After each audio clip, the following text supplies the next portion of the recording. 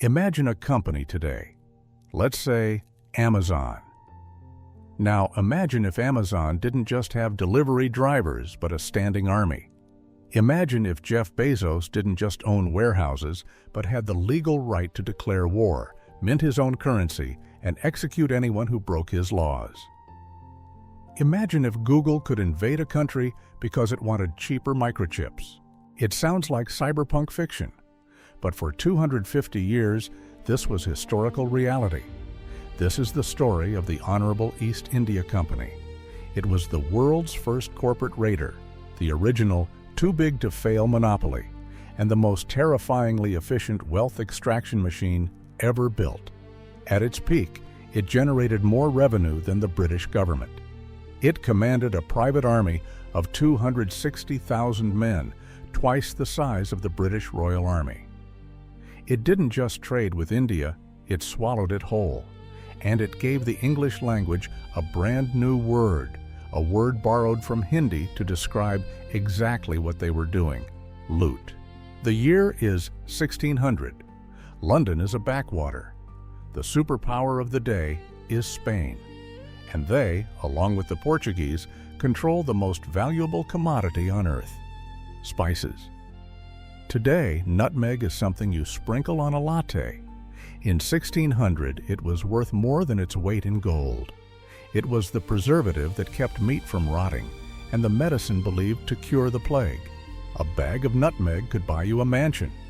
A group of 218 London merchants decides they want in. They petition Queen Elizabeth I for a royal charter. They don't want to conquer land. They want a monopoly. They pool their money, £68,000, creating one of the world's first joint stock companies. This is a revolutionary idea. Before this, you invested in a ship. If the ship sank, you lost everything. Now, you invest in the company. If one ship sinks, the profits from the others cover the loss. Corporate limitation of liability is born, but the startup phase is brutal. Their first voyages are disasters. They try to trade wool with Indonesians who live in a tropical climate. Unsurprisingly, no one wants wool. They are attacked by the Dutch, who torture and massacre their agents.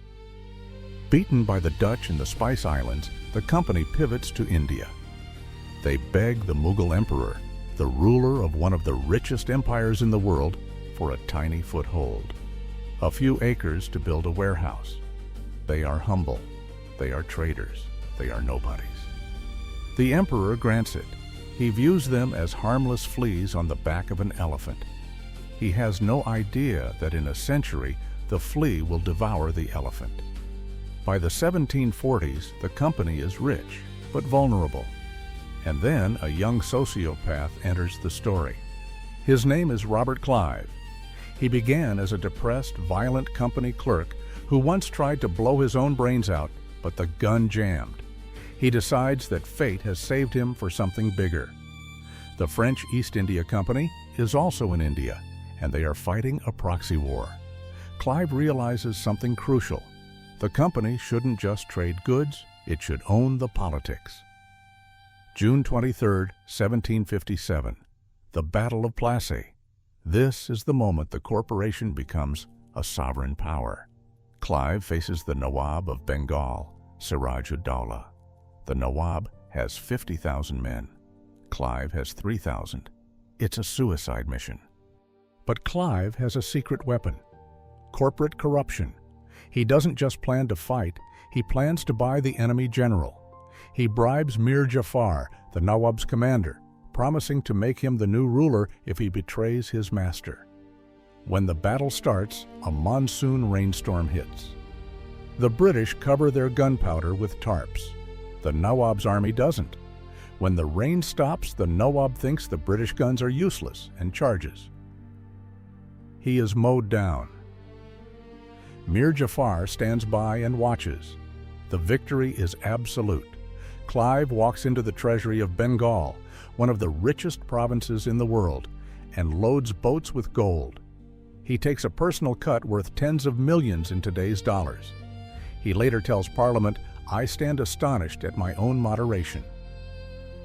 The money flows back to London. Company officials return home with such obscene wealth they are given a nickname, nabobs, a corruption of the Indian word nawab. They buy seats in Parliament. They build massive estates. They are the tech bros of the 18th century, flashing new money and buying political influence. But in Bengal, the reality is a nightmare. The company is now the Dewan, the tax collector. They don't care about governing. They care about quarterly earnings. They triple the taxes on local farmers. They force farmers to plant cash crops like indigo and opium instead of food. In 1769, the rains fail. A drought begins. In a normal state, the government would lower taxes and open granaries. The corporation does the opposite. They hoard rice to sell at higher prices.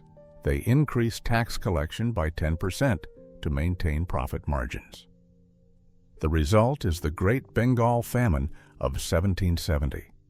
An estimated 10 million people die. 1/3 of the population.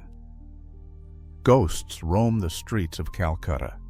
And yet, the company's shareholders in London vote to increase their dividend from 10% to 12.5%.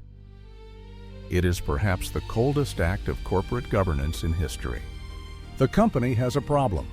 They are buying millions of pounds of tea from China, but China doesn't want anything Britain produces. Britain is bleeding silver. The company needs a product the Chinese have to buy. They find it in Bengal, opium. The East India Company transforms into the world's largest narco state.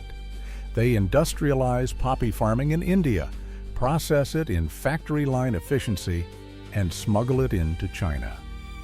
When the Chinese emperor bans the drug, the company uses its influence to lobby the British government to go to war. This leads to the Opium Wars.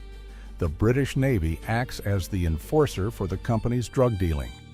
They bombard Chinese ports until China agrees to legalize the drug and hand over an island as a distribution hub.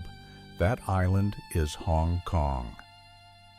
By 1857, the company rules almost all of India. But the cracks are showing.